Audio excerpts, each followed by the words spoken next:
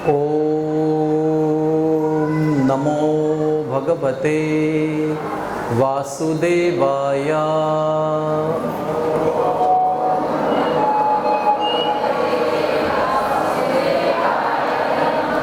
ओम नमो भगवते वासुदेवाय।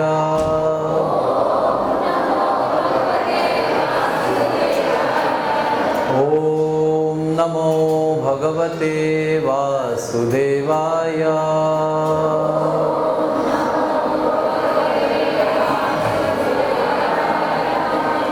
हरे कृष्णा हरे कृष्णा। मेरा ऐसा विश्वास है कि आप इससे कई गुना अच्छी तरह से बोल सकते हैं। हरे कृष्णा हरे कृष्णा,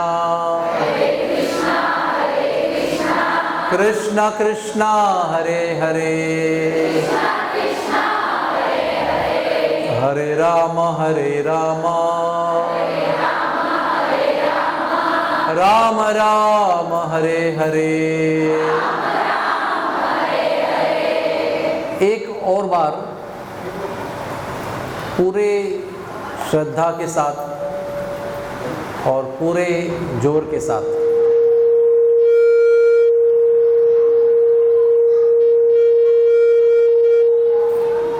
सबसे पहले मेरी ये सूचना है, सुनिए, स्पीकर के पास जो खड़े हैं, सबसे पहले उस स्पीकर को आसन दो।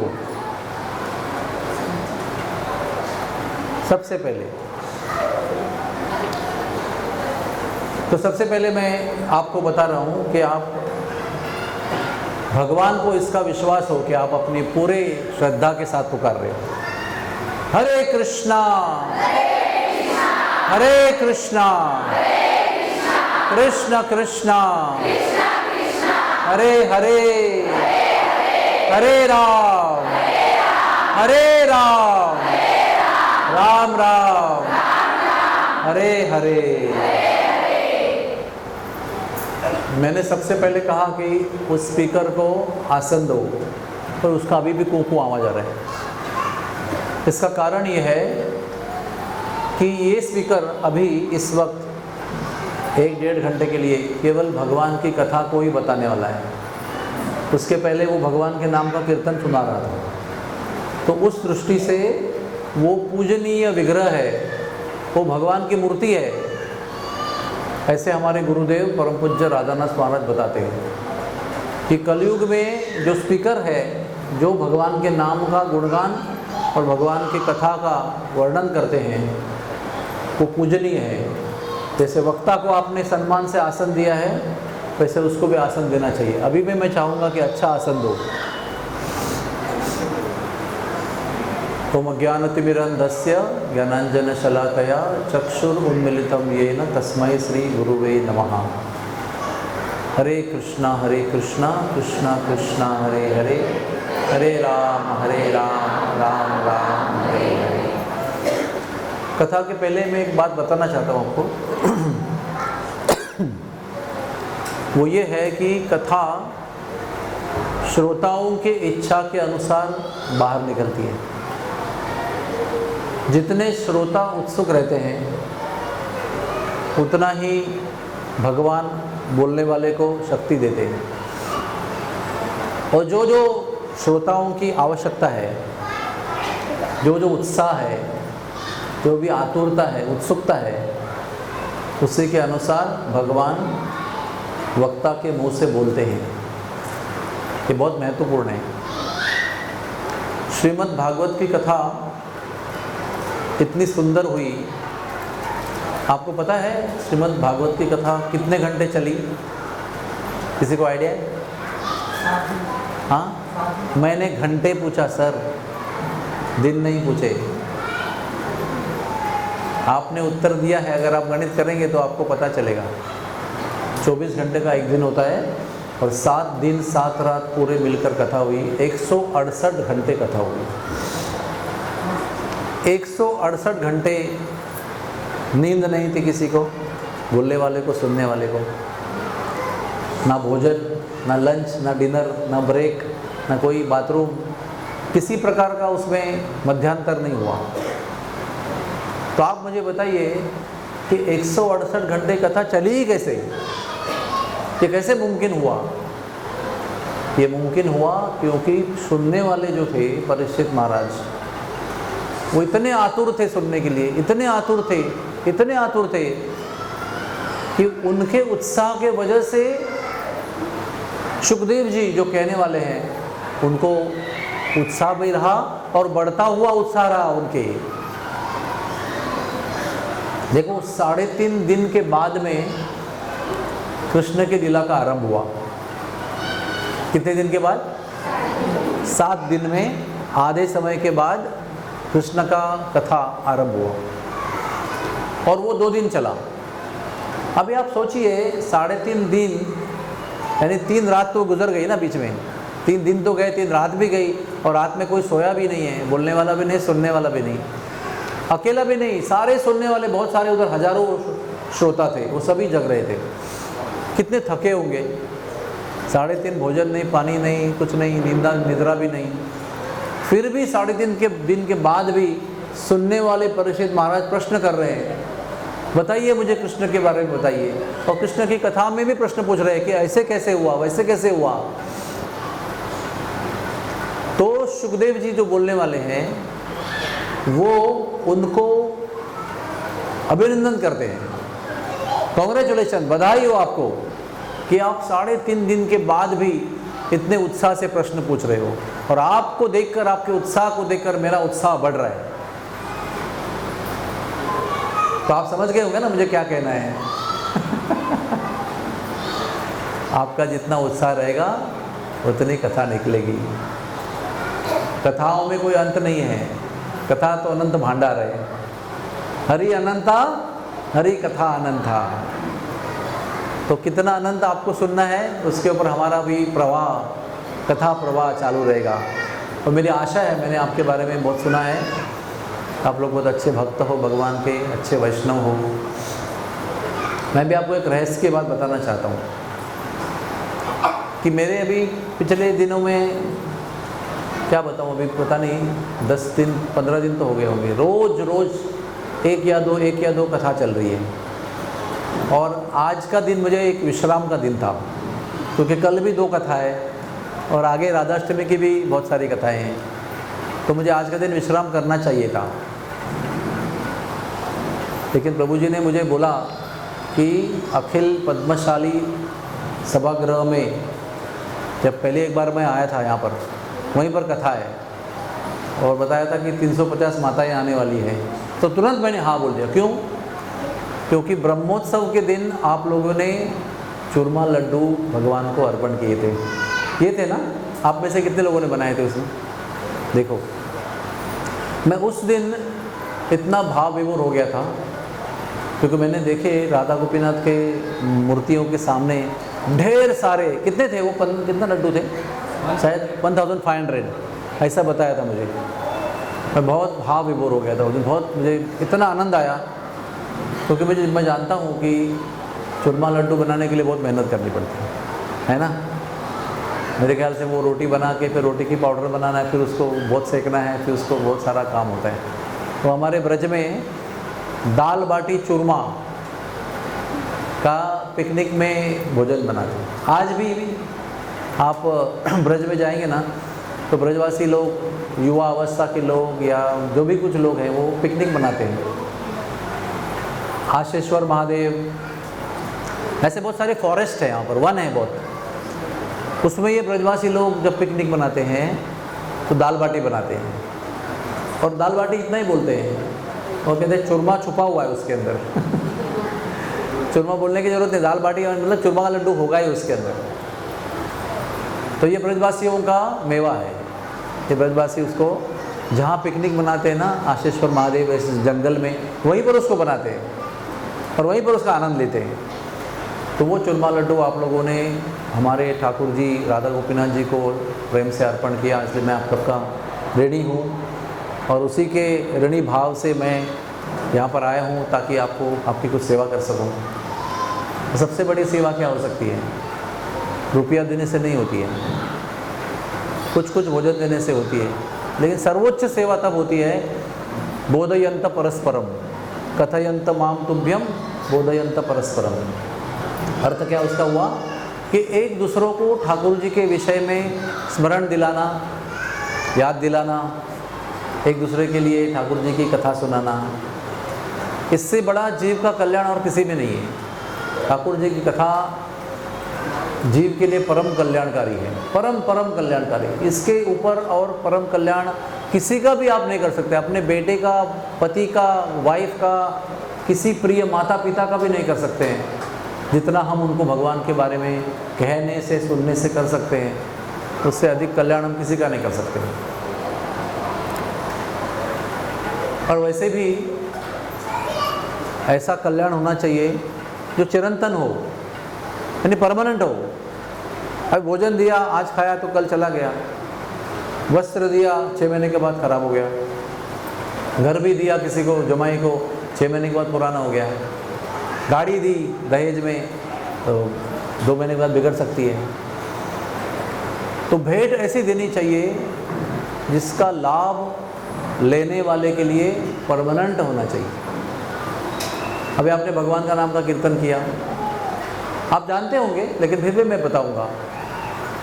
भगवान के नाम का कीर्तन जहाँ होता है उस जगह के अवकाश में, अभी तो आपको लगेगा सीलिंग तो 10 फीट का ही सीलिंग है, लेकिन जो अवकाश है, यहाँ पर आकाश है, उस आकाश में दिव्य ऊर्जा उत्पन्न होती है।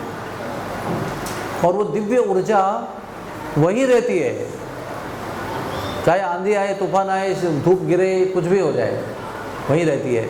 और उसके नीचे जो भी लोग रहते हैं, आप तो कीर्तन करके चले जाएंगे, फिर कोई आएंगे, फिर रहेंगे, आजू बाजू में जहाँ पर ध्वनि जा रही है, वो सब लोगों का परमानेंट कल्याण होते रहता है। जहाँ पर भगवान के नाम का कीर्तन एक बार हुआ है,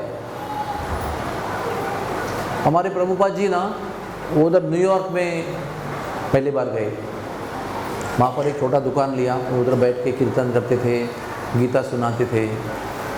उसके बाद उनकी संस्था जब बड़ी हो गई, जब इस्कॉन, हरे कृष्णा स्थापित हो गया, तो उन्होंने न्यूयॉर्क में रथ यात्रा का आयोजन किया।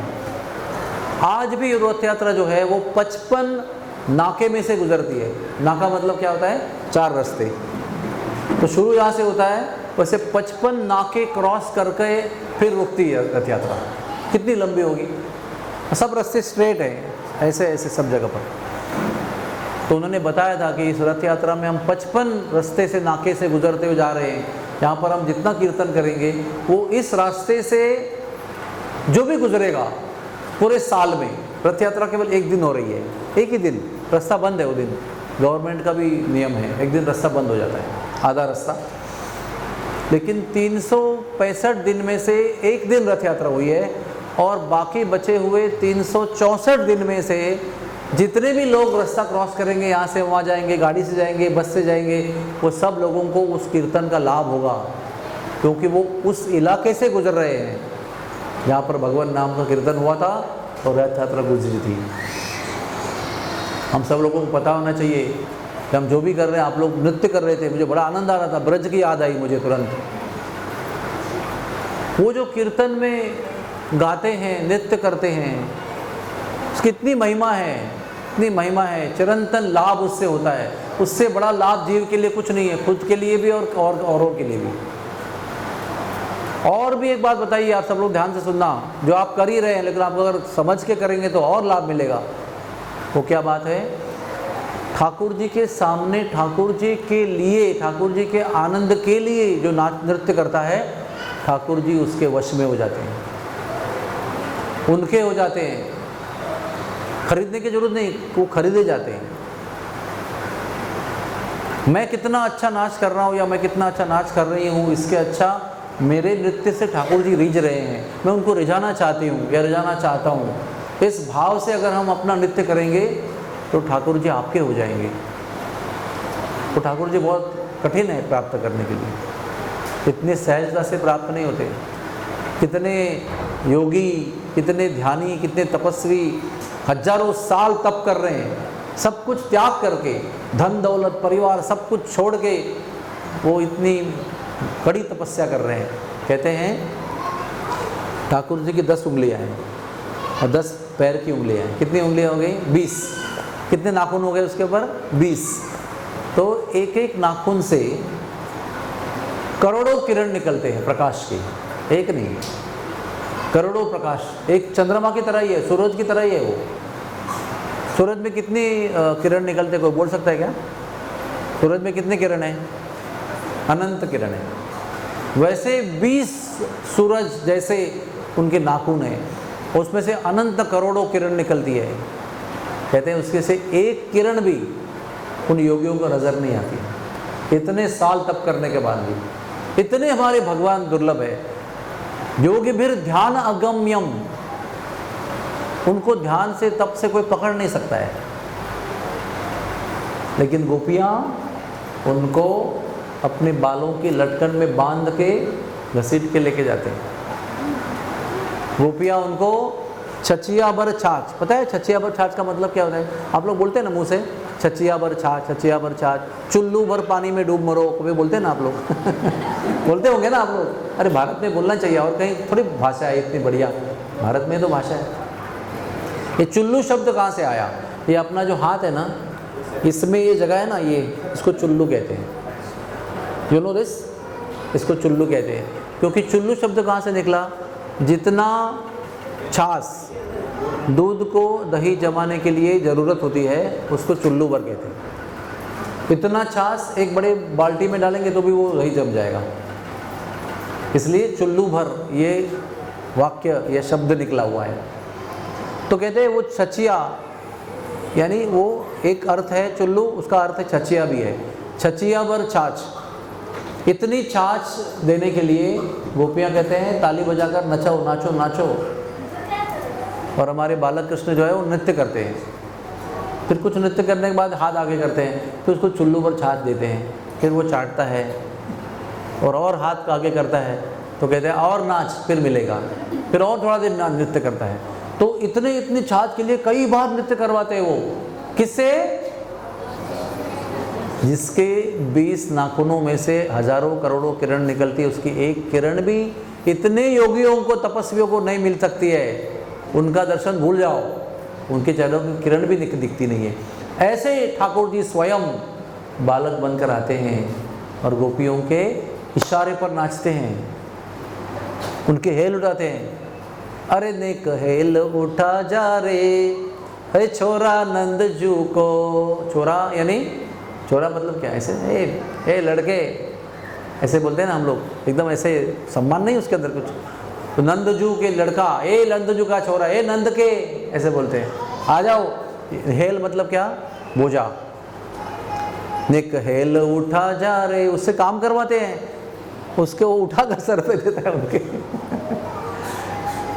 वो राधा रानी चलती रास्ते पर तो उसका वो कंकड़ रोड में से हटाते थे ताकि राधा रानी के पैर में कष्ट न हो। ऐसे नंदगांव से आते हैं और बरसाने में आके ऐसे बावड़े होकर खड़े रहते हैं। पता है आपको बावड़े होना मतलब क्या?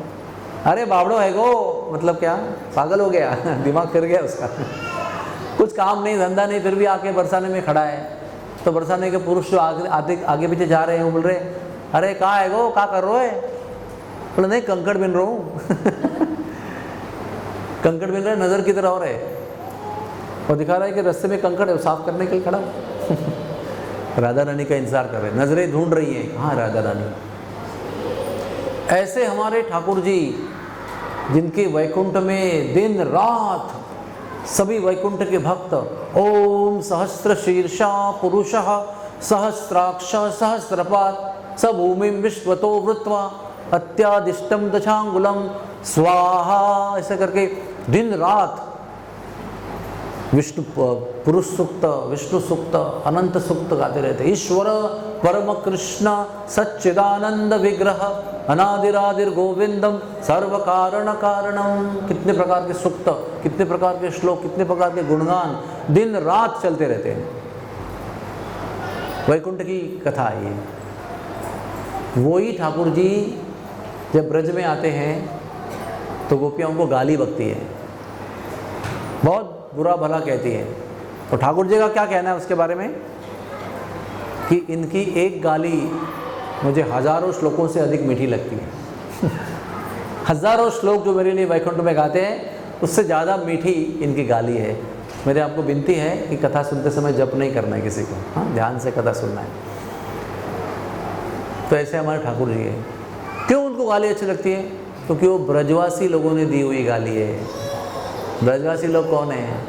ब्रजवासी लोग वो है जो भगवान पर अनन्य प्रेम करते हैं, जिन्होंने हृदय में जहाँ पर हमारा स्थान होता है आत्मा का, उस स्थान पे अपने आप को हटाकर भगवान को बिठा दिया है।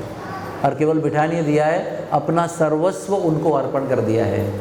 उनके मन में एक कण का भी स्वार्थ नहीं है। जो भी कुछ है ठाकुर जी के लिए, उनका तन मन धन शक्ति ऊर्जा, उनके शब्द, उनकी वाचा, हर चीज़ ठाकुर जी के लिए। वो है ब्रजवासी। देखो वैकुंठ का इतना ऐश्वर्य, वैकुंठ में क्या कमी है? क्या आपको क्या मक्खन चाहिए तो मक्खन नहीं मिलेगा? चाय जितना मक्खन मिलेगा, सुगंधित मिलेगा, पद्मगंधा मक्खन मिलेगा। क्या चाहिए? सब लक्ष्मी सहस्र शत संभ्रम सेव्यमानम गोविंदमादि पुरुषम तमहम भजामि। क्या अर्थ हुआ इसका? करोड़ों, लक्ष्मी सहस्त्र, शत यानी एक लक्ष्य, सहस्त्र शत यानी एक लक्ष्य, और ऐसी अनेक वचन है ये। लक्ष्मी सहस्त्र शत संभ्रम, लाखों लक्ष्मियाँ तत्पर रहती है एक विष्णु भगवान की सेवा करने के लिए। कोई कमी नहीं है उधर।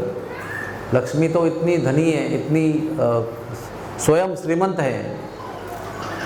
एक बार प्रेम से हुए झगड़े में, लक्ष्मी और विष्णु के बीच में हुए झगड़े में, एक लक्ष्मी जी का कंकड़, राधे राधे, एक लक्ष्मी जी का कंकड़ टूट गया था। होता है ना कभी झगड़े में तो टूटा हुआ जो कंगन है वो लक्ष्मी जी ने ऐसा उठा के फेंक दिया था गुस्से से।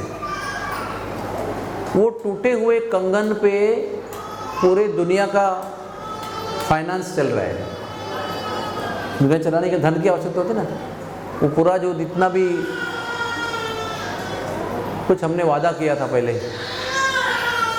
राधे राधे, जय श्री राधे श्याम, तो मैं क्या कह रहा था बताइए?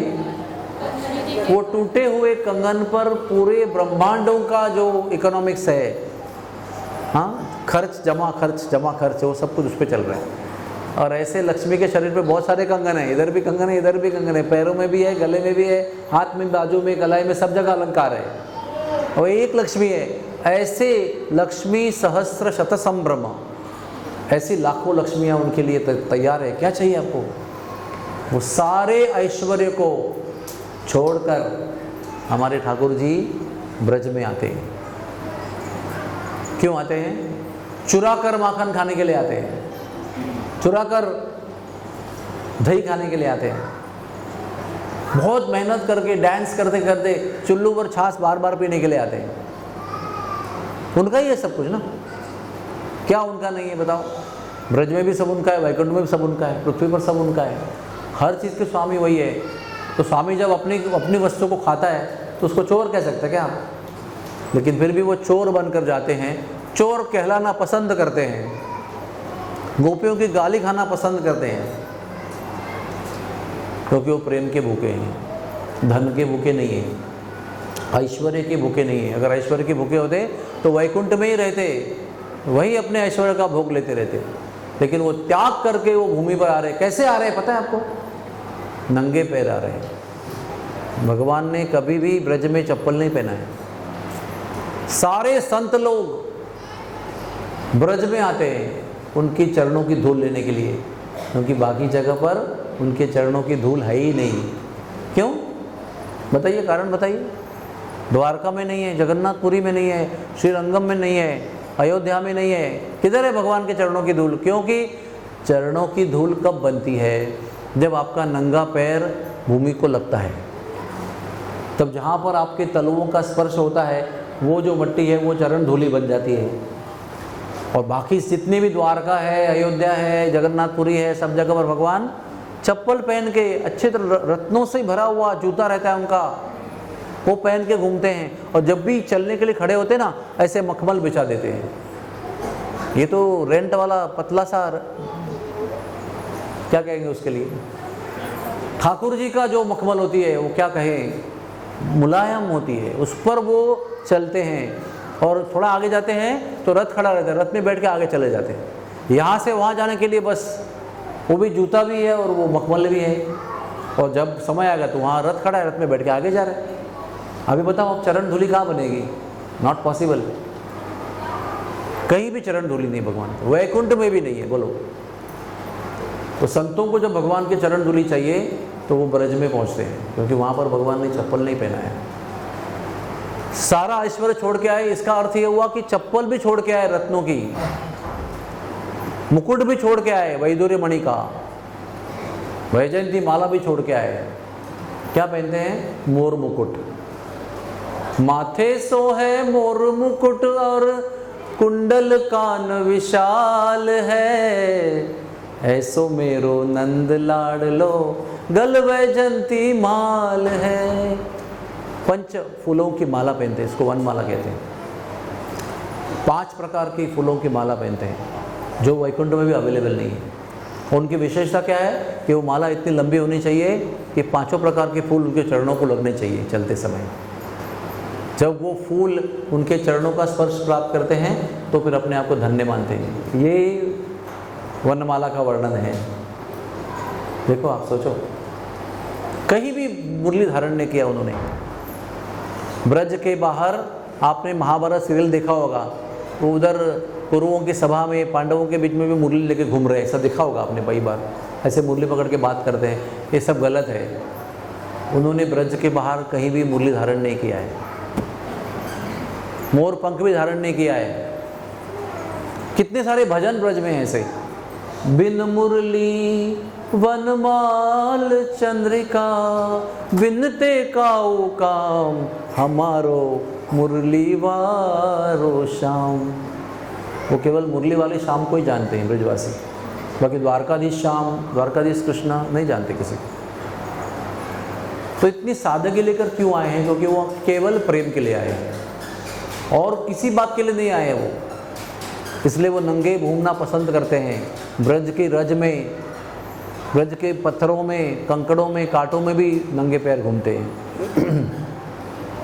तो ऐसे ठाकुर जी पर हमें प्रेम करना चाहिए, क्योंकि वो स्वयं प्रेम के भूखे हैं।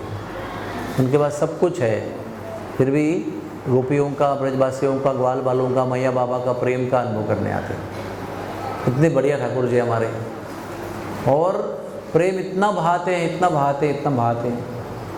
राधा रानी के प्रेम के लिए लालायित रहते हैं, गोपियों के प्रेम के लिए लालायित रहते हैं, उनके लिए कुछ भी करने को तैयार है, छाती पीट पीट कर रोते हैं। क्या बताएं आपको। एक बार वो रुक्मिणी है ना, रुक्मिणी, अभी भगवान यहाँ से जा चुके हैं वहाँ पर, कहाँ पर, वृंदावन से मथुरा गए, मथुरा से द्वारका गए, वहाँ पर जाके उन्होंने 16,108 रानियों के साथ विवाह किया है ना। और हर एक रानी के लिए अलग अलग महल बनाया है। किसी का कमलाकार है, किसी का गुलाब के आकार का है, किसी का पिंक कलर का है, किसी का ग्रीन कलर का है। ऐसे भगवान ने बता बता के डिज़ाइन बनवा के हर एक रानी के लिए अलग अलग महल बनवाया है, और उस हर एक महल में उतने रूप धारण करके उस रानी के साथ विवाह किया है। ऐसा पति होना चाहिए, है ना। 16,108 महल पहले रेडी थे रानियों के आने के पहले, और रानियाँ आई तो अविवाहित थी, और अपने अपने महल में भगवान ने एक एक रूप धारण किया, और वहाँ पर सबकी माला पहनाई, वरमाला पहनाई उनको। ऐसे हमारे भगवान जी इतना ऐश्वर्य में अपनी पत्नियों को रखते हैं। उन सब में प्रधान कौन है? सबसे बड़ी पत्नी कौन है भगवान की? पट रानी कौन है? थोड़ा जोर से तो बोलिए, आप सब तो माताएं हैं, पता होना चाहिए आपको। रुक्मिणी, ये सब भी भाग्य लक्ष्मियों की भाग्य लक्ष्मी है, टॉप। उसके महल में भगवान भोजन कर रहे हैं।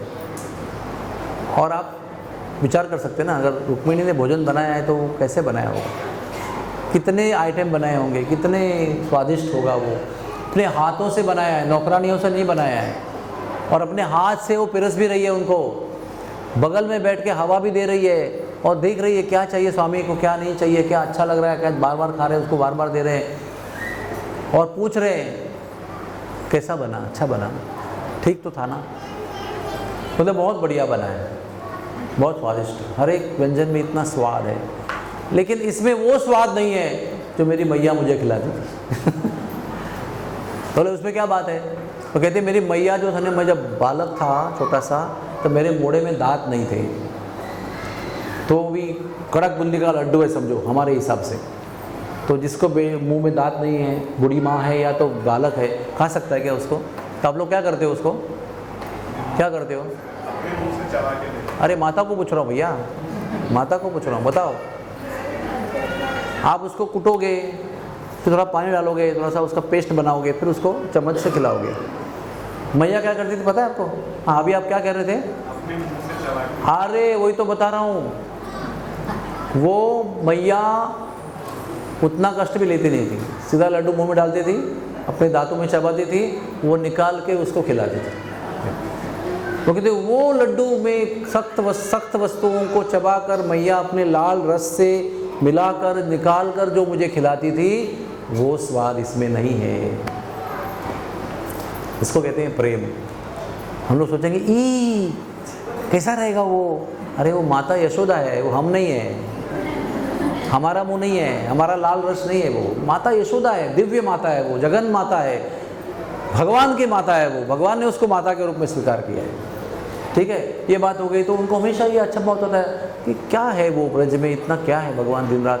कहते हैं कि हर एक के महल में, केवल रुक्मिणी के महल में नहीं, हर एक के महल में रात को सो रहे हैं पति पत्नी, वो बीच में उठ रहे हैं हमारे कन्हैया जी, द्वारकाधीश कन्हैया, और रो रहे हैं, और ललिता, हे विशाखा, हे राधे, हे तुंग विद्या, हे इंदुलेखा, हे धनिष्ठा, ऐसे नाम पुकार रहे हैं। कैसा लगेगा आपको? आपका पति अगर नींद में उठ के किसी औरतों का नाम ले लेगा तो आप परेशान हो जाएंगे। अरे ये क्या है, विवाह मुझसे किया और नाम किसी और का लेता है, वो भी रात में उठ के रोता है। तो गोपियों को ऐसा नहीं लग रहा है, अब ना रानियों को ऐसा लग रहा नहीं, उनको लग रहा है कि क्या ऐसा प्रेम है जो हम नहीं दे सकते हैं। हम जानना चाहते हैं कि ठाकुर जी बताइए। देखो यही तो महानता है सब रानियों की और गोपियों की, मन में ईर्ष्या नहीं है कुछ। तो बार बार पूछते हैं बताइए, हम भी वैसा प्रेम आपसे करना चाहते हैं, आप हमें बताइए, थोड़ा डिस्क्रिप्शन वर्णन दीजिए उसका, हम भी वैसा कोशिश करेंगे, क्योंकि हमारी मन की एक ही इच्छा है कि आपको हम संतुष्ट करें। हमें किसी से ईर्ष्या नहीं है, गोपियों से भी नहीं, राधा रानी से नहीं, किसी से नहीं। हम चाहते हैं कि आप संतुष्ट रहे, जहाँ पर भी है आनंदित रहे, लेकिन आप रोते रहते हैं। आप बताइए उन गोपियों में क्या ऐसी विशेषता है? तो भगवान ने कहा एक दिन बताऊंगा, एक समय आएगा तो बताऊंगा। अब भगवान को भी मौका है ना उस प्रेम को बताने के लिए। तो एक दिन भगवान को सरदर्द हुआ, दरबार में गए तो साथ हाथ को पकड़ के बैठे ऐसे दरबार में, सब मंत्री संतरी, सब उद्धव जी, सब लोग, सात्विकी, सब लोग खड़े उधर। वो कह रहे ठाकुर जी को सरदर्द हो रहा है। उधर दरबार में सब रानी आ गई, क्योंकि इनको पता चला अरे ठाकुर जी को, तो रानी दरबार में नहीं आती, लेकिन सब आ गई। क्या करें, सर दबा दे, क्या करें, पैर दबाएं, कुछ एक्यूपंक्चर दे दे आपको पैर से, क्या करें बताइए। कुछ सब कुछ करके हो गया, कुछ उपाय नहीं हुआ। तो फिर वैद्य को बुलाया, राज वैद्य को। उसने नवस देखा, उसने अपनी जड़ी बूटी दवाई दिया, कुछ फर्क नहीं पड़ा। दूसरे राज्यों से वैद्यों को बुलाया, उन्होंने भी परामर्श दिया, दवाई दी, कुछ नहीं हुआ। बहुत देर बीत गई उसके अंदर, बहुत समय बीत गया उसके अंदर। अभी सब लोग परेशान हैं, सब लोग हार चुके हैं, सब रानियां, राज वैद्य, बाहर से अंदर से रज मंत्री, सब कुछ करने को तैयार है। फिर नारद मुनि आए, बोले भगवान अभी क्या करें, आप ही बताइए, आपके सर दर्द का उपाय क्या है। अब यहाँ देखिए सब लोग, हरे कृष्णा, इधर देखिए, तो बात नहीं, वो करने दो अपना काम। तो नारद मुनि होशियार थे, उन्होंने कहा अरे आपने भगवान को तो पूछा ही नहीं कि उनके सर दर्द का इलाज क्या है। तो नारद मुनि ने पूछा भगवान आप ही बताइए, आपके सर दर्द का इलाज है। बोला अब तक तो आपने पूछा ही नहीं, अब आप सबका अपना अपना दिमाग लगा रहे हो, और मुझे तो पूछा ही नहीं मेरे सर दर्द का इलाज क्या है। अभी आपने पूछा है तो बताता हूँ। मेरे सर दर्द का इलाज एक ही है, जो मुझे अपना भक्त मानता है, नहीं, जो अपने आप को मेरा भक्त मानता है, स्वयं को, वो अगर उनके चरणों की धूल या चरणों से धोया हुआ पानी, चरणों की धूल सर पे लगाएंगे और धोया हुआ पानी चरणों का मुझे पिलाएंगे, तो सर दर्द मेरा तुरंत ठीक हो जाएगा। सारे लोग जो आगे आए थे ना एकदम तत्पर थे, आप जो बोलेंगे हम करेंगे, आप बताओ तो सही। जैसे बताते हैं सब लोग पीछे हट जाते, सब लोग, रानियाँ, संतरी, मंत्री जितने भी सब पीछे हट जाते। तो भगवान ने सब प्रश्न चिन्ह लेकर देखते हैं उनको, क्यों? तो वो कहते हैं कि आप तो हमारे स्वामी हैं, आपकी चरण रज हम लेते हैं, आपके चरणों की धूली, आपका चरणामृत हम पीते हैं। अगर हम आपका अपना चरणामृत या अपना चरणों की जल आपको देंगे तो हम नरक में जाएंगे। बोला सही बात है, बिल्कुल पति पत्नी की मर्यादा है, पालन करना जरूरी है। फिर सर पकड़ के बैठ गए। तो नारद मुनि देखा कि कोई भी तैयार नहीं है, तो बोले भगवान अभी आप ही बताओ क्या करें, इतनी बड़ी द्वारका है, इतने बड़े द्वारका वासी है, सब लोग पीछे हट गए, क्या करें अभी बताओ। बोले एक ही उपाय है, ब्रज में जाओ, वहाँ पर दौंडी लगाओ। पता है दौंडी कैसे होते हैं? टंग टंग टंग टंग टंग टंग, सुनो सुनो सुनो सब लोग सुनो, सब लोग इकट्ठा होते हैं, फिर वहाँ पर ऐलान कर देते हैं जो भी बताना है। तो जाके दौंडी लगाए उन्होंने, सब ब्रजवासी गोपियाँ सब लोग आ गए। बोला क्या है नारद मुनि, आज क्या अनाउंसमेंट करने वाले हो? मेरे द्वारका में ठाकुर जी को सरदर्द हो रहा है। बोला अच्छा बताओ क्या उपाय है उसका? बता रहा हूँ, उपाय ये है कि जो भी स्वयं को उनका भक्त मानता है, उनका प्रेमी मानता है, वो अगर अपने चरणों की धूल उनको देंगे तो उनका सरदर्द तुरंत नष्ट हो जाएगा। गोपियों ने क्या किया होगा? सब गोपियाँ जमुना जी में गई, पहले पानी में पैर डुबाया, पैर को गिला किया, फिर मट्टी में आए, मतलब वो रेत में आए, रेत ऐसे डुबाया, फिर इकट्ठा किया, बाजू में रखा, फिर नदी में गए, फिर पैर डुबाया, फिर गिला किया, फिर रेती को लगाया, फिर ढेर सारी, देखो सूखे पैर अगर लगाएंगे तो कितनी आएगी रेती, गीला पैर आएगा तो कितना आएगी। ऐसे ना हर एक लाखों गोपियों ने अपना पैर जमुना जी के जल में डुबा डुबा के मट्टी इकट्ठा गीली मट्टी इकट्ठा करके ये ढेर सारी मट्टी यानी रेती नारद मुनि को लाकर दी। अरे नारद मुनि ने कहा यार चुटकी भर भी काफ़ी थी उनके लिए, पर्याप्त थी। बोले नहीं आगे भी काम आएगी ना, वापस थोड़ी हर बार आओगे आप दौंडी पिटाने के लिए, स्टॉक में रख लो, जब भी सरदर्द होगा तो लगा देना। तुम को जानते हो तुम लोग, अरे तुम बाबड़ी है, सब लोग जानते हो तुम लोग इसका परिणाम क्या होगा? हम सब लोग आप नरक जाएंगे, अनंत काल तक ठाकुर जी के चरणों, अपने चरणों की रज उनके सर पे लगाओगे तो आप नरक में जाओगे। तो गोपी ने कहा सब लोग ध्यान से सुनना, ये उनका उत्तर समझना और सुनना बहुत ज़रूरी है। उन्होंने कहा अगर उनका सर दर्द एक क्षण के लिए भी कम हो, नष्ट होने की बात नहीं कर रहे हैं, एक क्षण भी कम हो तो अनंत काल तक नरक यातना भोगने के लिए हम तैयार हैं।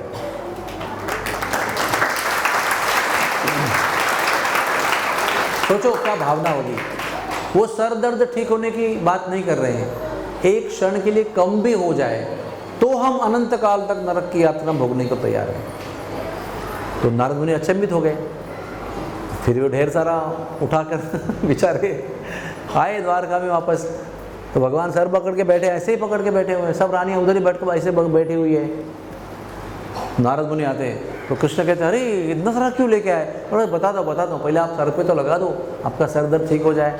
थोड़ा खोला, एक थोड़ा निकाल के लगा दिया, सर दर्द ठीक हो गया। फिर ठाकुर जी पूछते हैं बताओ क्या हुआ?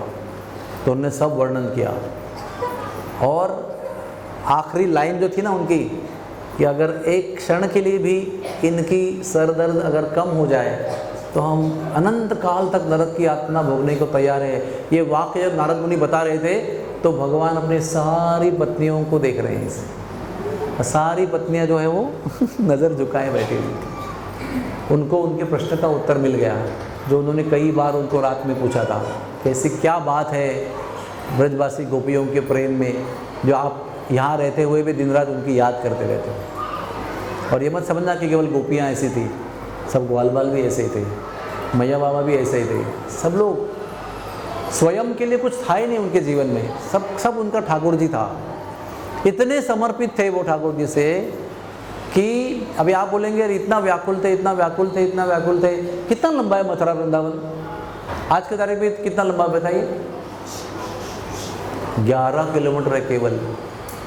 20 मिनट में रास्ता साफ होगा तो पहुंच जाते हैं। चलने में भी ना, चल के जाएंगे ना तो आज की तारीख में हमारी स्पीड से 10 से 12 मिनट में 1 किलोमीटर चल सकते हैं आप।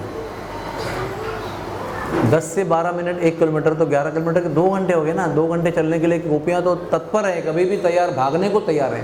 वो तो रात में जब मुरली बजाई थी ना तो वो भाग के नंदगांव से वृंदावन बरसाने से बंसीवट में गए थे। रात के अंधेरे में भाग के गए थे। ना शेर का डर था ना सिंह का डर था जो रात में घूमते रहते हैं। भगवान भी कह रहे हैं उनको, अरे आपको डरने लगा क्या? इसमें शेर है, इसमें हाथी है, इसमें सिंह है, इसमें बहुत बड़े बड़े गेंडे हैं, क्या क्या नहीं है इसके अंदर। लेकिन इतना प्रेम का आवेश था, कुछ सुनाई नहीं पड़ा उनको, कुछ डर नहीं लगा। और भगवान उल्टे कह रहे जाओ अभी आप निकल के यहाँ से, बीच रात में क्यों आते हो वहाँ पर? तो वो अगर भगवान को मिलने के लिए इतना तड़प रहे हैं तो जा सकते नहीं क्या 2 घंटे के लिए? वो ऐसा हमने पढ़ा है शास्त्र में कि रोज वो बरसाने से मटके भर भर के मथुरा में जाके बेचते थे। जब कृष्ण वहाँ पर थे तभी की बात कर रहा हूँ। तो कृष्ण को मिलने के लिए क्यों नहीं गए? तो रोज जाया करते थे वहाँ पर। आज भी 50 किलोमीटर का अंतर है, लेकिन नहीं गए। क्यों नहीं गए? क्योंकि भगवान की आज्ञा नहीं थी। सबसे इम्पोर्टेंट है उनकी इच्छा क्या है। जिन्होंने उनकी इच्छा को अपनी इच्छा बना दिया है वो अपनी इच्छा से नहीं चलते हैं। उनकी इच्छा हो, आदेश हो तो ही चलते हैं। तो भगवान ने कभी नहीं कहा आप जब मन करे तो आ जाना मथुरा में मिलने के लिए, जब मन करे तब द्वारका आ जाना, मैं मिल लूँगा आपको, कभी भी आ जाना आप, ऐसा नहीं बताया था। कहा था मैं आऊँगा, आप इंतज़ार प्रतीक्षा करो, मैं आऊँगा। लेकिन आए क्या? वो नहीं आए। इसका कारण क्या है बताइए? भगवान दुष्ट थे क्या? बहुत दुष्ट थे, क्रूर थे, पत्थर दिल थे। तो सब गोपियाँ उनको ऐसे बोलती थी, अरे इनसे कभी प्रेम नहीं करना चाहिए। ये जो है ना, ये दिल लगाते हैं, हम जैसी भोली भाली गोपियों को प्रेम में फंसा देते हैं और फिर छोड़ के चले जाते हैं। हृदय में जिनको बसा लिया है, हमारा हृदय बहुत सीधा था, ये टेढ़े थे, है ना, टेढ़े है ना ऐसे, इधर भी टेढ़े हैं, इधर भी टेढ़े हैं, इधर भी पैर टेढ़ा है। वो त्रिभंगी है, वो 3 जगह पर टेढ़े हैं। तो ये त्रिभंगी भगवान को हमारे सीधे हृदय में बसाने के लिए हमने हृदय को भी टेढ़ा कर दिया ताकि ये फिट हो जाए। अब ये छोड़ के चले गए।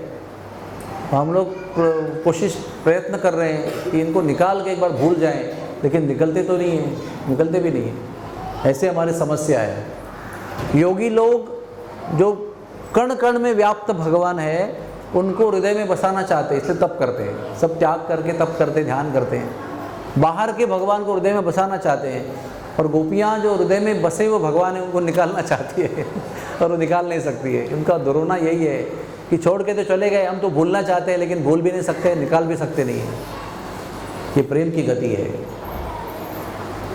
इसलिए मैंने प्रतीक्षा की 115 साल तक। 115 साल के बाद उनको पहली बार बुलावा आया, आओ मुझे मिलने के लिए कुरुक्षेत्र आ जाओ। ना मथुरा बुलाया, ना द्वारका बुलाया, ना दिल्ली बुलाया, कुरुक्षेत्र बुलाया। पता है कुरुक्षेत्र कहाँ पर है? आप लोग गए कुरुक्षेत्र में?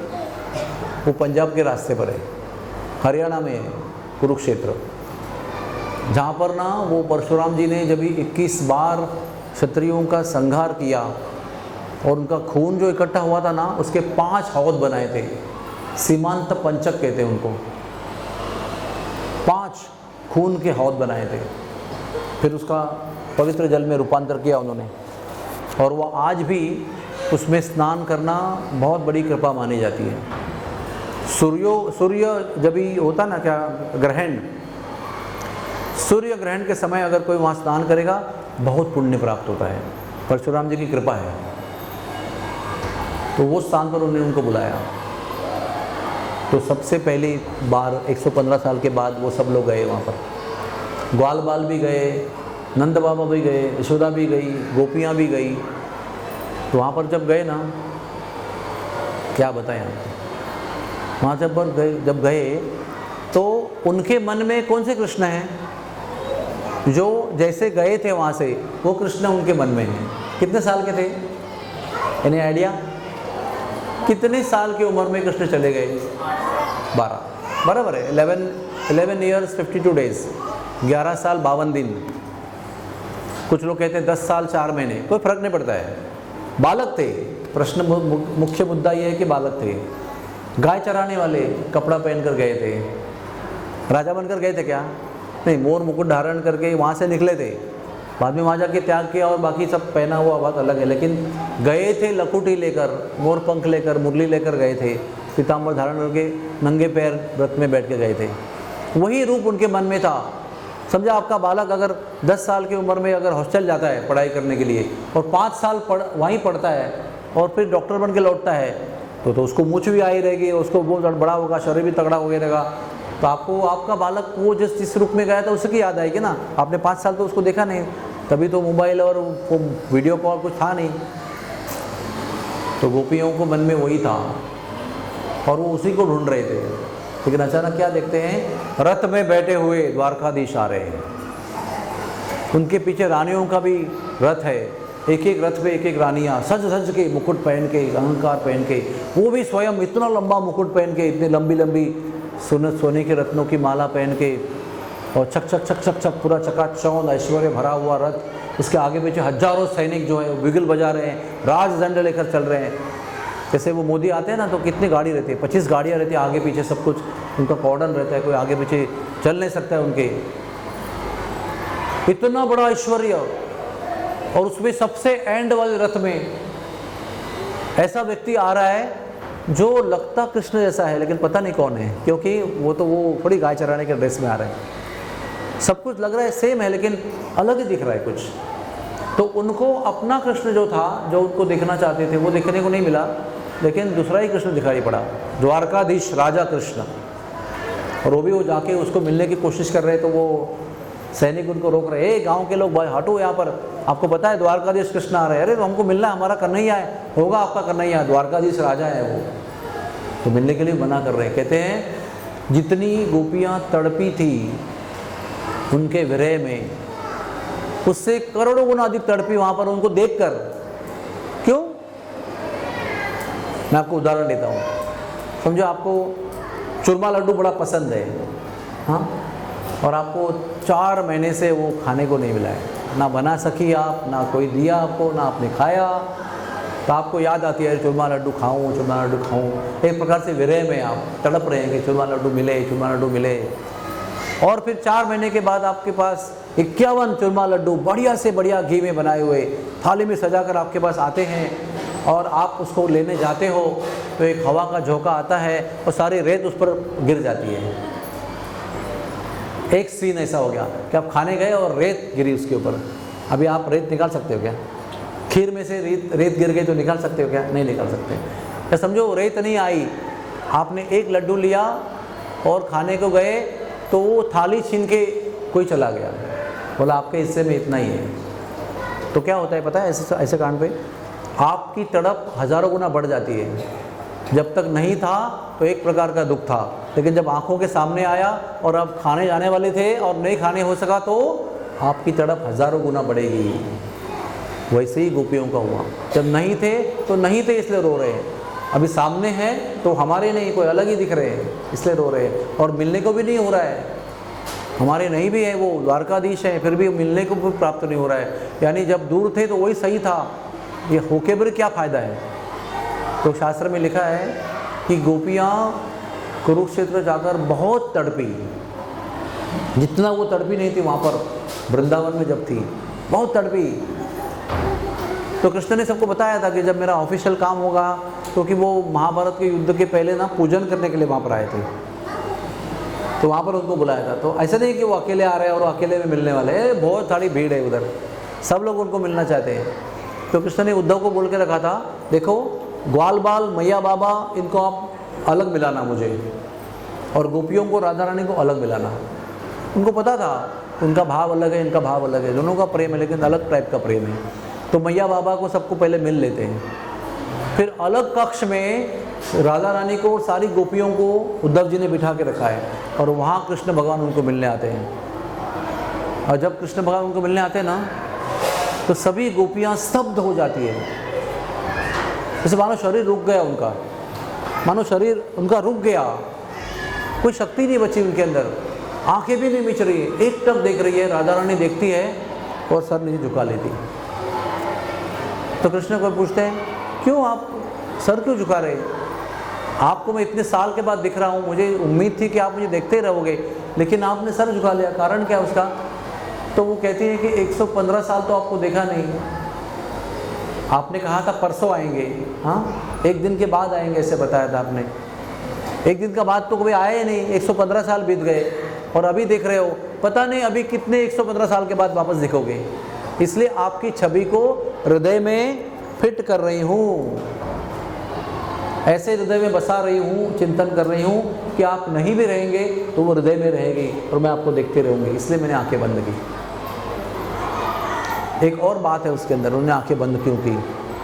क्योंकि कृष्ण ने भी जब उनको देखा इतने सालों के बाद, तो कहते हैं कृष्ण के शरीर में बहुत परिवर्तन आया।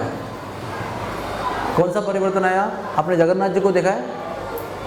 कितने लोगों ने देखा है जगन्नाथ जी की मूर्ति को? कम से कम हाँ, आपको जाना चाहिए जगन्नाथपुरी। वो जगन्नाथपुरी में जगन्नाथ कैसे हैं? जैसे बड़ी बड़ी आंखें, कान तक पहुंची हुई, मुस्कान भी यहाँ कान तक पहुंची हुई, हाथ अंदर आधे पंजा ही नहीं है, पैर सब अंदर चले गए हैं, ऐसे भाव विभोर अवस्था, उसको महाभाव कहते हैं। वो महाभाव जैसी अवस्था कृष्ण की हुई थी। कृष्ण को स्वयं पता नहीं उनके अंदर क्या परिवर्तन हो रहा है, लेकिन राधा रानी को दिख रहा है कि इनके अंदर से महाभाव प्रकट हो रहा है। तो महाभाव वाला जो स्वरूप है वो राधा रानी ने अपने हृदय में बसाने का प्रयास किया, और राधा रानी को देखकर कृष्ण भी व्याकुल हुए। ये प्रेम है। ये 5 कहानी में से एक कहानी है जब कृष्ण ने अपना अद्भुत स्वरूप दिखाया, प्रेम भरा स्वरूप, जिससे राधा रानी भी व्याकुल हो गए देखकर। तो ये ब्रजभूमि है, हम सब लोगों का घर है। वो हो सकता है हम कामाटीपुरा, नागपाड़ा, चौपाटी और मीरा रोड में रहते होंगे, कोई प्रॉब्लम नहीं है। हमारे कर्म हमको कहाँ ले आ गए, वहाँ पर हम रहते हैं। पूर्व कर्म जहाँ रखे हैं, जो काम करवा रहे हैं, जो परिवार दिया हुआ है, जो घर दिया हुआ है, उसके अनुसार हम रह रहे हैं। लेकिन ज़रूरी नहीं कि आपका चित्त भी वहीं रहे जहाँ आप रह रहे हो। आपका शरीर जहाँ पर है वही आपका मन भी रहे, कोई ज़रूरत नहीं है। आपका शरीर यहाँ हो सकता है, लेकिन आपका मन वृंदावन में हो सकता है, अगर आपकी इच्छा है तो। वही जीवन है। शरीर कहीं भी रहे, शरीर धर्म कहीं भी अपनाते रहो, लेकिन आपका चित्त जो है, आपका मन जो है, आपका भाव जो है, वो सदैव वृंदावन में रह सकता है। उसी को ज़िंदगी कहते हैं। सब लोग ज़िंदगी जीते हैं, लेकिन खरी ज़िंदगी वही है जिसका दिल वहाँ लटका हुआ है। उद्धव जी जब आए थे ना वृंदावन में, तो वो गोपियों को सांत्वना देने के लिए उनको भेजा था। अरे मेरी गोपियाँ बहुत तड़प रही है। तो उद्धव जी बोल रहे हैं, अरे वो रोती बिलखती हुई औरतों को मिलकर मैं क्या करूँगा, ऐसे मुझे मिलने में इंटरेस्ट नहीं है, क्योंकि वो तो रोती रहेगी, मैं क्या करूँगा, मैं तो पंडित हूँ, बृहस्पति का शिष्य हूँ। बोलते मैं जानता हूँ कि आप बृहस्पति के शिष्य हो, बड़े विद्वान हो, बड़े बड़े आदमी हो, और रोती बिलखती हुई औरतों के साथ में आपको मिलने का कुछ प्रयोजन नहीं है, लेकिन आप मेरे मित्र हो, वो मेरी सखियाँ हैं, मैं आप पर विश्वास रख सकता हूँ कि आप मेरे लिए कुछ करोगे उनके लिए, इसलिए मेरे लिए उनको मिलने जाओ। तो बड़े ही मतलब इतनी इच्छा नहीं थी उनको, लेकिन फिर भी गए थे। बोला जाके मैं उनको योग सिखाऊंगा। क्या करूँगा? योग सिखाऊंगा, क्योंकि योग में जब प्राणायाम करते हैं, आसन करते हैं, तो मन शांत हो जाता है, रोता बिलखता हुआ हृदय जो है वो शांत हो जाता है। ऐसा उसका ज्ञान था। अपना अपना ज्ञान अपने आप को होता है ना। वो कोई आयुर्वेद है तो उसको आयुर्वेद का ज्ञान है, कोई हमारे जैसे MBBS है तो उसको अंग्रेज दवा का ज्ञान है, कोई जड़ी बूटी वाले जड़ी बूटी का ज्ञान है, उसका अपना ज्ञान था। बोला मेरी तरफ से परामर्श दूंगा, मैं उनको योग वोग सिखाऊंगा, सब शांत हो जाएंगे। वो सोच कर आ रहा है। तो उद्धव जी देखो, ध्यान से सुनो, सब लोग जप करने बैठे, ध्यान करने बैठे जमुना किनारे। हाँ, सब गोपियाँ ध्यान लगाने बैठी हैं। तो उनको बोला बड़ा अच्छा लगा, उनको लगा कि कुछ कुछ स्टेप्स तो उनको पता है, मेरा सिखाने का काम भी आसान हो जाएगा। तो उनको पूछा, अरे गोपियों दंडवत प्रणाम, मैं कृष्ण की ओर से आया हूँ, मैं उद्धव हूँ। वो दिखते भी कृष्ण जैसे हैं। तो जब वो रथ में बैठकर आए ना, कृष्ण भी बड़े होशियार, उन्होंने उद्धव जी को अपना रथ दिया और उद्धव जी को बिठाया। उद्धव जी का शरीर कृष्ण जैसा ही था, वही सांवले रंग का था, वही कृष्ण जैसा मुकुट पहन कर आया था। तो गोपियाँ भाग कर गई, अरे कृष्ण आए, कृष्ण आए। लेकिन पास में देखा, समझा अरे कृष्ण एक और है, तो पीछे शर्मा के चली गई। फिर उन्होंने अपना परिचय दिया, मैं उद्धव हूँ। उन्होंने कहा क्या ध्यान कर रही हो? मैंने आपको पहले ही बता दिया है, दोबारा बताता हूँ। उन्होंने कहा हमारा हृदय बहुत सरल था, उसमें टेढ़े कृष्ण को बिठाया तो टेढ़ा हो गया, अभी वो चले गए छोड़ के, हम उनको निकालना चाहते हैं इसलिए ध्यान कर रहे हैं। तो मैंने बताया ना पहले आपको, ध्यान किया जाता है जो बाहर है कृष्ण उसको हृदय में बसाने के लिए। अंदर बसे हुए कृष्ण को बाहर निकालने का योग किधर अवेलेबल नहीं है, तो उन्हें सोचा मैंने जो पढ़ा था वो बाहर के कृष्ण को अंदर बिठाने के लिए योग सीखा था मैंने। ये तो गोपियाँ अलग ही योग कर रही है, अंदर बैठे हुए कृष्ण को बाहर निकालने का योग कर रही है। कहते हैं वहीं हमारे उद्धव जी क्लीन बोल्ड हो गए, वही हमारी मति मारी गई उनकी, वही सारा प्लान फेल हो गया। आप जानते हैं जब भी रात को डॉक्टरों को कॉल करते ना, आप क्या बताते हैं, अरे मेरे चाचा जी जो है वो रात को उठे पानी पीने के लिए तो गिर गए, और जब से गिर गए तब से उनके मुंह से झाग आ रहा है और वो कुछ भी बोलते नहीं है, कुछ भी नहीं करते हैं। ऐसा हमको फ़ोन आता है रात को, तो हम ये सब सुनते हैं और मन में गणित कर देते हैं कि भाई ये इसको हार्ट अटैक आया होगा, रात को उठा होगा तो चक्कर आके हार्ट अटैक आया होगा तो गिर गया होगा। तो हम लोग हार्ट अटैक की दवाई बैग में लेके विजिट को जाते हैं। वैसे ही ये कृष्ण से सुनी बातों को सोचकर योग सिखाने गए थे, लेकिन समझो आप गए और आपको हार्ट अटैक तो दिखा ही नहीं, तो पता नहीं चल रहा है अभी कि क्या किसके लिए बेहोश हो गया आदमी, है ना।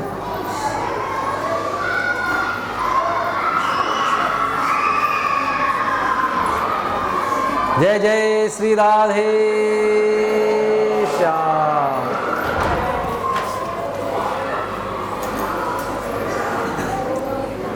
तो इस तरह से उद्धव जी की बड़ी बुद्धि जो है ऊपरी भ्रष्ट हो गई। ये सब मैं कहानी आपको क्यों बताया, मैंने आपको मन की बात कही, मन। तो उद्धव ने कहा अरे वो मन जो है ना उसको शांत करो। तो गोपियों ने क्या जवाब दिया, अरे उद्धव मन न भये 10-20, एक जो था वो कृष्ण के साथ चला गया। आप किस मन की बात कर रहे हैं, किस मन को शांत करने की बात कर रहे हैं। एक ही मन था वो कृष्ण के साथ चला गया, अभी हमारे पास मन ही नहीं बचा है। आप ये मन की बात मत करो। कुछ समझ में नहीं आ रहे उद्धव को, इतने विद्वान इतने पंडित थे, बृहस्पति से पढ़ के आए थे, लेकिन कुछ भी उनको समझ में नहीं आ रहा था कि जो भी मैंने पढ़ा था यहाँ पर मुझे कुछ भी समझ में नहीं आ रहा है। तो भगवान ने उद्धव को क्यों भेजा, वो जानते थे उद्धव उनका चचेरा भाई है, उद्धव उनका मंत्री है, उद्धव उनका मित्र है, उद्धव उनका सखा है। उद्धव क्या नहीं है, हर चीज़ उद्धव है। खाना पीना, उठना बैठना, शिकार खेलना, मंत्रणा करना, दरबारों में बैठना, हर समय बिस्तर पे, घर पे, सब जगह साथ में है वो। इतना प्रिय सखा है वो। गोपियाँ भी उसका सोचती थी कितना भाग्यवान व्यक्ति है ये, हम उनके साथ 24 घंटे रहना चाहते हैं, एक क्षण भी प्राप्त नहीं है, इसको 24 घंटा सानिध्य प्राप्त है भगवान का, ना भाग्यशाली है। वही उद्धव सोच रहा है कि और ऊपर की स्थिति क्या हो सकती है, कोई है ही नहीं, और क्या प्राप्त करना है। भगवान का सानिध्य है, भगवान की मित्रता है, भगवान का रिश्ता है, भगवान का प्रेम है, भगवान की मैत्री है, सब कुछ है उसके अंदर, उसके ऊपर कोई स्टेज नहीं है। तो उसको एक प्रकार का थोड़ा सा अभिमान आ गया था कि मैं सबसे बड़ा भक्त हूँ भगवान का। तो भगवान ने सोचा कि उसको बृहस्पति की पाठशाला से अभी गोपियों की पाठशाला में भेजता हूँ, ताकि उनको पोस्ट ग्रेजुएशन मतलब क्या, पदवी के आगे का जो पढ़ाई है वो पता चलेगा, पीएचडी भी क्या होता है वो पता चलेगा। तो गोपियों की पाठशाला में गया तो प्रेम का विद्यार्थी बना, वो प्रेम पुजारी बन गया। तब तक तो योग ज्ञान और तपोबल का योग ज्ञान था उसको, बड़ा विद्वान था वो। सारा उसका ज्ञान बुद्धि सब फेल हो गई ब्रज में जाने के बाद, और वो सोचता रहा अभी मैं इसको कैसे उनको बनाऊं, शांत कैसे करूं, कैसे सांत्वना करूं। तो देखो 2 दिन के लिए गया था, उसने कि 2 दिन में योग सिखा के आ जाऊंगा, इतना बड़ा उसको कॉन्फिडेंस था। 2 दिन के बाद में उसको लगा कि मैं तो कुछ बोलने के लिए लायक ही नहीं हूँ, इनका प्रेम इनका भाव देखकर मैं व्याकुल हो रहा हूँ, कैसे सांत्वना दूँ। लेकिन उन्होंने एक देखा, वो लोग सुन रहे ना, बहुत शोर हो रहा है पीछे। उन्होंने एक बात देखी, क्योंकि वो दिल से हृदय से उनको सांत्वना देना चाहते थे, क्योंकि उनके मित्र कृष्ण का आदेश था वो, और वो ढूंढ रहे थे, सारे उसके प्लान फेल हो गए, वो ढूंढ रहा है कैसे मैं उनको शांत करूं। तो एक बात देखा कि जब गोपियां अपने मन की बात उनको बता रहे हैं कृष्ण के विषय में, तो वो अपने आप ही शांत हो रही है। जब कृष्ण के विषय में चर्चा कर रही है, जब कृष्ण के स्थान दिखा रही है, यहाँ हमने रास रचाया था, यहाँ हम पानी भरते थे, यहाँ वो मटकी फोड़ते थे, यहाँ पर छेड़ते थे, यहाँ पर ये करते थे, यहाँ पर हमने नृत्य किया, यहाँ पर माखन चुराया, तब वो दुखी नहीं होती थी, तब आंसू नहीं बहता थी, बड़े प्रेम से सुनाती थी। तो उन्होंने सोचा यही अच्छा तरीका है, इनको बोलते रहने दो, मैं सुनता रहूँगा। मैं बताने के लिए आया था, वो सुनने के लिए उनका उद्देश्य था, लेकिन अभी वो वो बताते रहेंगे, मैं सुनते रहूँगा, तो वही उनकी सांत्वना है। 2 दिन के लिए आए हुए उद्धव जी 6 महीने ब्रज में रहे, क्योंकि हर एक गोपी को, लाखों करोड़ों गोपियाँ थी, हर एक गोपी को उनको सब स्थान दिखाने थे जहाँ जहाँ कृष्ण से उनका संबंध प्रेम का हुआ था, जहाँ जहाँ लीलाएं हुई थी। तो 6 महीने सारे गोपियों ने अकेले यात्री को पूरा ब्रज घुमाया। अब यहाँ पर कितने वक्ता हैं? एक ही वक्ता है। आप सब लोग सुन रहे हो, समझो आप सब लोग मुझे बताने लगेंगे और मैं सुनने वाला हूँ, तो मेरी क्या अवस्था होगी? आप सब लोग बताना चाहते हैं कुछ ना कुछ अपने बारे में, और मैं सुनना चाहता हूँ। मेरे पास 2 ही कान हैं, हाँ, सैकड़ों माताएं बताना चाहती है। ऐसे ही कुछ उद्धव की अवस्था हुई। 6 महीने तक वो सुनता रहा, पूरे ब्रज को दर्शन करता रहा, स्थानों को दर्शन करता रहा, जाता रहा, आता रहा, हर जगह पर हर गोपी उसी लीला को अपनी तरीके से बता रही है। क्योंकि देखो, आप एक प्रसंग में रहोगे ना, तो इनका दृष्टिकोण अलग रहेगा, वो अलग से बताएंगे कि कैसा प्रसंग था, आप अपनी दृष्टि से बताएंगे, वही प्रसंग है, लेकिन आपका दृष्टि अलग है, आपका नज़रिया अलग है। तो अपने अपने ढंग से सारी गोपियाँ उनको सुनाती रही और वो सुनते रहे। 6 महीने के बाद, 180 दिन के बाद में राधा रानी बोली, अरे जाओ, तुम्हारा तो वो सांवला काला कलूटा वेट करता होगा, जाओ उसके लिए। 6 महीने के बाद राधा रानी उनको ताना मारा, तब उनको होश आया कि जाना चाहिए अभी, और वापस चले गए। तो कृष्ण को क्या बोले? पहले क्या बोलते थे? अरे तुम क्या मुझे उन बिलखती हुई औरतों के पास भेज रहा हूँ, है ना, ऐसे जाते हुए। मैं आपको बताया ना, जाने के पहले डायलॉग क्या था कि मुझे रोती बिलखती हुई औरतों के पास क्यों भेज रहे हो? अभी आप बोल ही रहे हो, जाके उनको योग सिखाता हूँ। लौट के आए तो क्या बोल रहे हैं? अरे तुम बड़े निर्दयी हो, तुम बड़े निर्दयी हो, मुझे क्यों भेजते हो संदेश भेजने के लिए? वो आपको मिलने के लिए तड़प रही है, आप बड़े निष्ठुर हो, बड़े क्रूर हो, प्रेम से दिल लगाते हो, दिल तोड़ते हो, उनको विरह की सागर में डुबाते हो।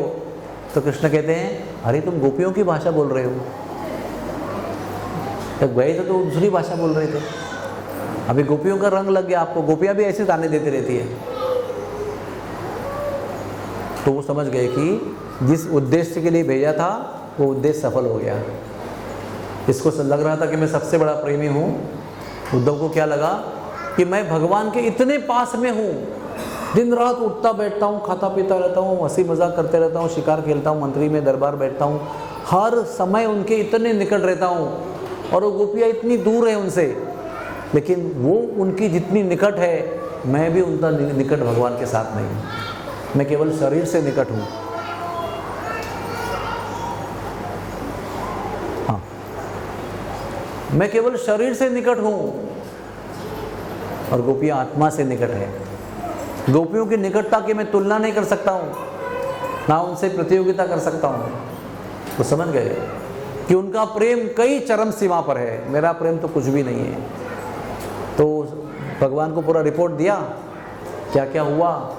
भगवान ने कहा, अरे 2 दिन के लिए गए थे, इतना देर से आए, क्या करें? आपने सांत्वना देने को कहा था। उनकी सांत्वना तो उनकी कथा में ही थी जो खुद कर रही थी, इसलिए मैं रुका रहा जब तक उनका दिल नहीं भरा। जब उन्होंने कहा जाओ, तब मैं निकल के आया। ये सब रिपोर्ट दिया और कहा भगवान को, भगवान मैं जा रहा हूँ। बोले कहाँ जा रहे हो? मैं ब्रज में जा रहा हूँ। क्यों जा रहे हो? ध्यान से सुनो सब लोग। उद्धव जी दोबारा ब्रज में गए। इस बार गोपियों को मिलने नहीं गए, इस बार तप करने गए ब्रज में। क्योंकि जब गोपियाँ बोल रही थी, जब गोपियाँ कथाएं सुना रही थी, अपने कृष्ण की यादें सुना रही थी, लीलाओं का वर्णन कर रही थी, तो बार बार उद्धव जी को लग रहा था कि मैं तो कुछ भी नहीं हूँ, मैं तो कुछ भी नहीं हूँ। उनका ऐसा ना स्थिति यहाँ से ऐसे ऐसे ऐसे ऐसे नीचे नीचे नीचे नीचे आगे गोपियों के चरणों में स्थिर हो गई, और उनको लगा कि इन चरणों की धूल प्राप्त हो जाए तो मेरा कल्याण हो जाएगा। कौन थे वो? बृहस्पति के शिष्य थे। कृष्ण के परम सखा थे, सदैव निकट रहने वाले व्यक्ति थे, गोपियों की दृष्टि से बड़े भाग्यवान थे वो, और उनको लग रहा है कि सबसे भाग्यवान तो गोपियां हैं, तो इनके चरणों की रज मिलनी चाहिए। और गोपियां इतनी सीधी सादी औरतें हैं, वो तो ऐसा आगे करके चरण नहीं देंगी, रज नहीं देंगी। तो मैं चाहता हूँ कि मैंने देखा है उनके साथ घूमते हुए कि घास पर चलते हुए उनको कोई संकोच नहीं है। अगर मैं घास का पत्ता बन जाऊँ तो मुझ पर वो चलेंगी, तो मुझे उनको संकोच न देते हुए उनके चरणों की रज प्राप्त हो जाएगी। इसलिए मैं तपस्या करके घास के पत्ते का जन्म लेने के लिए ब्रज में जा रहा हूँ। तो कहाँ गए वो? कुसुम सरोवर गए। आप में से कितने लोग कुसुम सरोवर गए? कुसुम सरोवर गोवर्धन में है। हाँ, ये सब स्थान मैं आपको क्यों बता रहा हूँ? आपको मैं प्रेरणा देने की कोशिश कर रहा हूँ कि आप वहाँ जाइए, जहाँ कृष्ण भगवान ने इतनी लीला की है। बहुत सुंदर सरोवर है वो। वहाँ पर उद्धव जी ने तप किया है, और तप करके तृण के पत्ते का रूप धारण किया है, जन्म प्राप्त किया है। उसका नाम है गुल्मलता।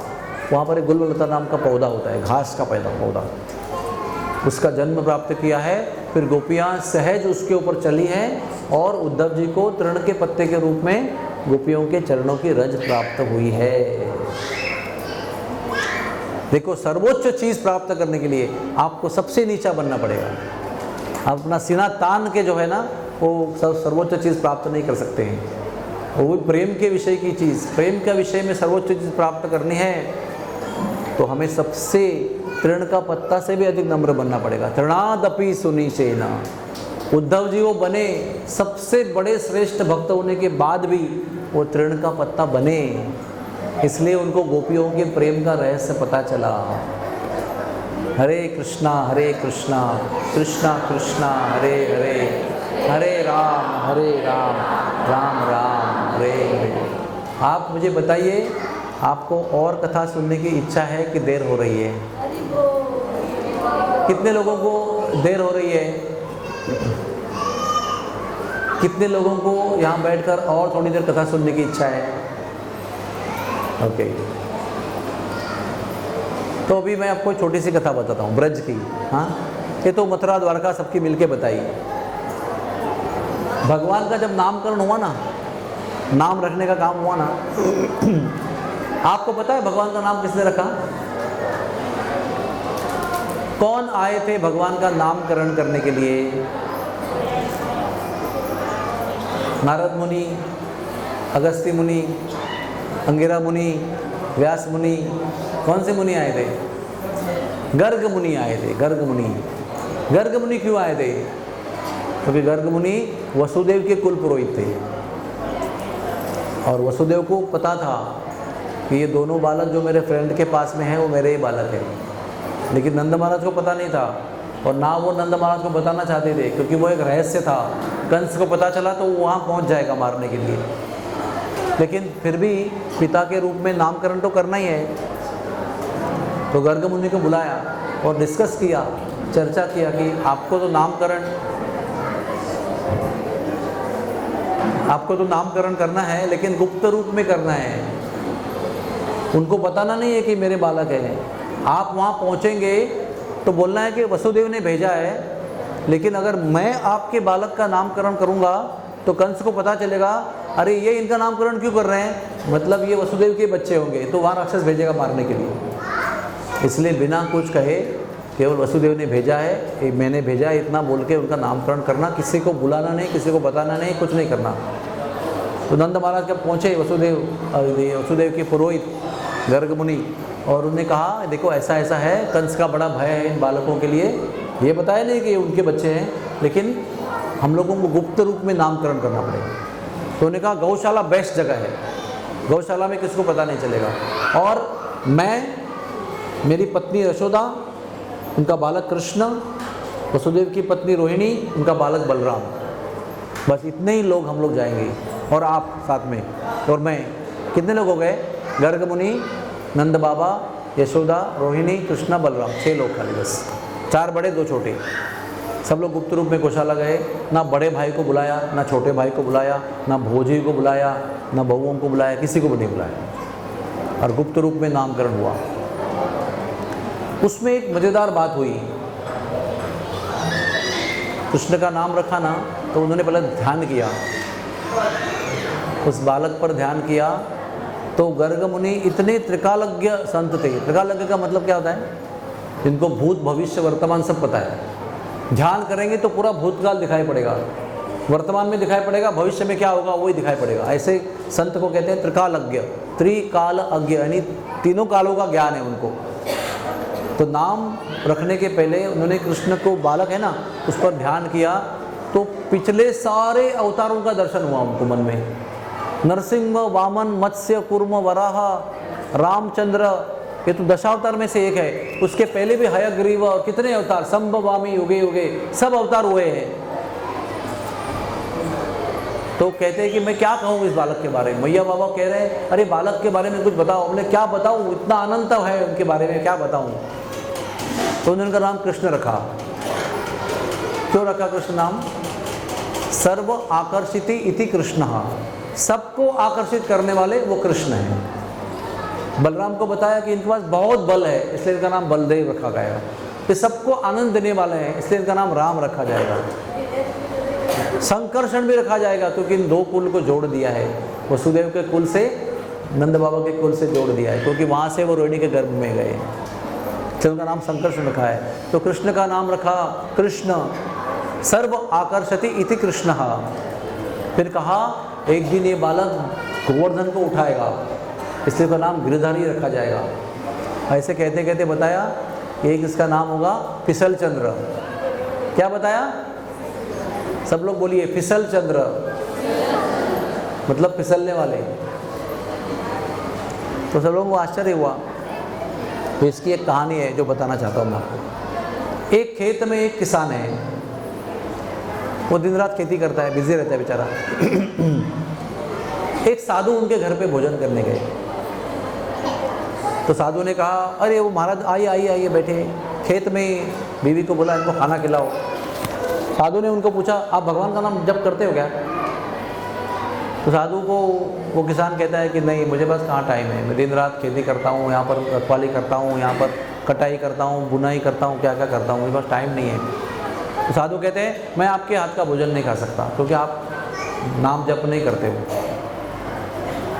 तो वो इतना अच्छा था किसान, साधु को बोला, महाराज नहीं नहीं, अभी आप नाम दो, अभी लेता हूँ मैं, आप मेरे घर पे भोजन करो, मेरे पत्नी का हाथ का भोजन करो, मेरा भाग्य होगा बहुत, मेरा बहुत, और नहीं खाओगे दुर्भाग्य होगा। अभी आप मुझे नाम दो और मैं तुरंत नाम जप करता हूँ और आपके योग्य बनता हूँ, फिर आपके मेरे हाथ से आप खाना खाओ। तो साधु ने कहा कृष्णचंद्र। उसी समय किसान ने बोलना शुरू किया। क्या बोलना शुरू किया? अरे आप बोलते ही नहीं हो कुछ। क्या बोला? कृष्णचंद्र कृष्णचंद्र कृष्णचंद्र बोलना शुरू किया और बोलते रहेगा, इतना लगन लग गई, बोलते रह गया।